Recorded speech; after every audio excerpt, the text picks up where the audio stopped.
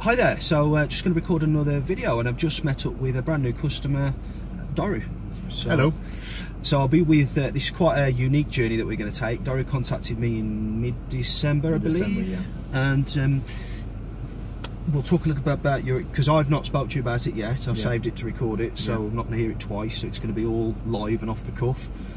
And you have got, well, you contacted me in mid-December.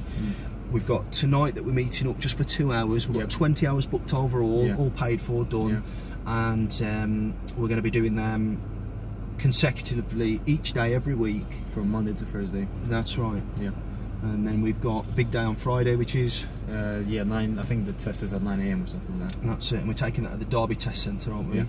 So it'll be really interesting to see where you are from what we've already discussed. I think if I thought you was a complete beginner, I think that would be quite ambitious. Yeah. No. I've done 30 driving lessons before in London. Yeah. So no, I've done. It's just the fact that there's a new regulation, and anyways, the reason, like I said, the reason I didn't pass the test is because of the when I'm in Uxbridge, which is West London.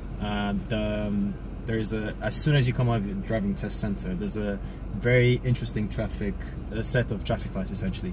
So as soon as you come out of the junction, the lights changed very quickly, and during that day the light was very dim, and by the time the traffic lights had a set of metallic gratings basically. You said that on the phone when we spoke, didn't you? Yeah. So when I looked up with the corner of my eye, I didn't notice, and then by the time I noticed, it was intermittent. It was yellow colored, and I just took the decision to go past the junction, and it was too late. The examiner wasn't happy. He stopped the car, and that's how I failed the test. Literally 2 minutes into my test. Common one. So yeah, it's a common one. You'll be pleased to know that the Derby Test Centre's got the same lights outside. Okay. What I've found with that is it's a case of looking earlier. Yeah. Because when you're at a certain, those grills, I don't know if that's the official term for them, but we'll call them. Or grills, whatever you want to. Yeah. That's just what I call them. Yeah. When you're at a certain angle, it's very hard to see. It is, particularly if it's gone to amber. Yeah. And it was, like I said, it was a very dim day, so it was just hard. So what I'm going to do is make you aware of them regarding the Derby Test Centre, and I'm going to get your eyes moving.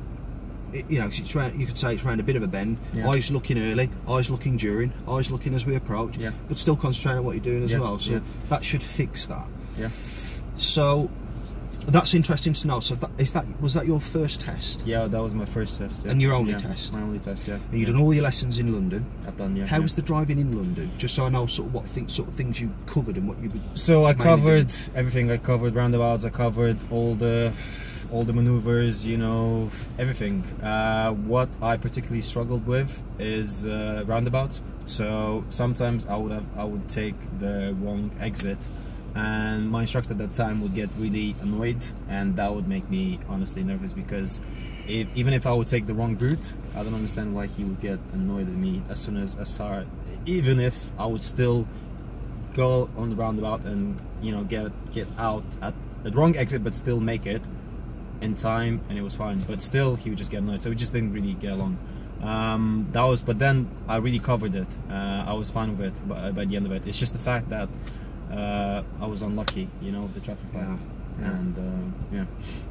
So you got yourself into a position where you was getting on better with the roundabouts. I was fine. I was fine of it. Yeah, I was fine of it. So regarding the instructor, really should be getting annoyed with himself. Yeah. Because ultimately, if things go wrong, generally you got to look at yourself first, as the instructor, I believe. So the instructions could have been clearer. They could have been earlier. They could have been, you know, why are you going the wrong way? Did you delve down? It's just why? I don't know. Of course I thought about it. I don't know. It's just sometimes it just happened. I don't know how to explain it. It's just with roundabouts. It's a bit fuzzy for me. I still don't understand why. All right. Plenty in Derby. Are we pleased to know? Plenty. That's good. Yeah, that's good. And lots of variables with them. Town centre is quite fun, isn't it? Yeah, them little ones are a bit tricky, particularly if you go round and the light's on red and there's cars coming up behind that don't know you're about to slam on. And not slam on, but people do because they travel too fast without anticipating. But so yeah, I'm really excited to see how it's going to go. So we've agreed that I'm going to drive you somewhere a bit quieter. Yeah, just to get myself accustomed to the car. Yeah.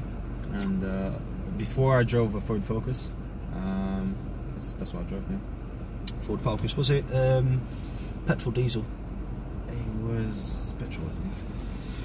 Petrol, that's good because this is petrol. So this has got 6 gears. That one had 6 gears.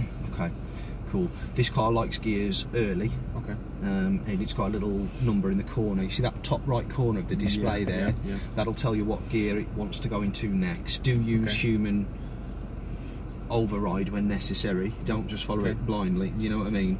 Will the light change, as in the color change from, let's say, red to green, and when it's green you need to change the gear, or it just appears? It just appears, and so when you think it's appropriate, just up the gear. It only tells you when to up the gear. It doesn't tell you when to go down the gears, and it doesn't tell you what gear you're in. Okay. All right. The brakes are really, really sharp. Okay. Okay. Good to know. So when you get going for the first time, just test them. Make sure nothing behind your cut. Just test them and get a feel for it. Yeah. Start with the thickness of a coin, and just, if that's not enough, add in the thickness of one more coin, and just feel your way. Yeah.